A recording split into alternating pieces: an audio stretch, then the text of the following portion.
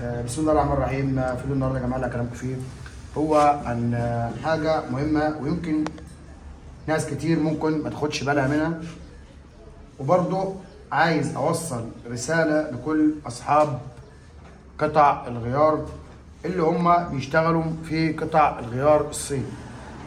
طبعا النهارده جالي الباشمهندس عمرو عشان يركب ورق دبرياج لبلصر 180. طبعا احنا عارفين لان الورق ال 180 في اغلب المعارض مش موجود او مش متوفر. طيب الباشمهندس جاب لي النهارده ورق 180 زي ما احنا شايفينه كده يا جماعه، الورق صيني. فطبعا انا سالته قلت له انت جايب الورق ده بكام؟ قال لي انا جايب الورق ب 400 جنيه. طبعا الورق ب 400 جنيه وصيني ده سعر مبالغ فيه جدا جدا جدا، بمعنى ان مش ورق صيني اللي يتباع ب 400 جنيه. ده طالع زي ما احنا شايفين 6 ورقات، ال6 ورقات يا جماعه صيني، زائد البادج اللي موجود على الستيكر او الكيس اللي هو جاي فيه الورق مضروب له بادج اصلي. طبعا المكتوب عليه ميدن هندي، لكن البادج مش الاصلي نهائي، زائد لان الورق صيني. وصاحب المعرض اللي باعه للباشمهندس عمرو قال له لان الورق ده صيني. طيب النقطه هنا في الموضوع ده، ليه الورق صيني ب 400 جنيه؟ يعني انا عايز حد يقنعني ليه ورق صيني ب 400 جنيه لما هو الاصلي اساسا ب 550 وب 500 جنيه؟ ليه ورق صيني يبقى ب 400 جنيه؟ ده يبقى افتراء.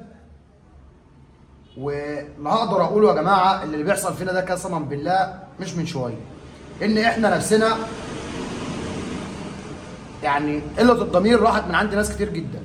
طبعا انا مش هعرض اسماء المعارض، لكن اللي يهمني في الموضوع ده هو العميل اللي بيشتري قطع الغيار. ويمكن برضه الرساله دي توصل لمعظم معارض قطع الغيار ويخافوا ربنا شويه في الناس، لان الدنيا غاليه. ورق زي ده انا ماخدوش ب 150 جنيه، ليه تبيعه ب 400 جنيه؟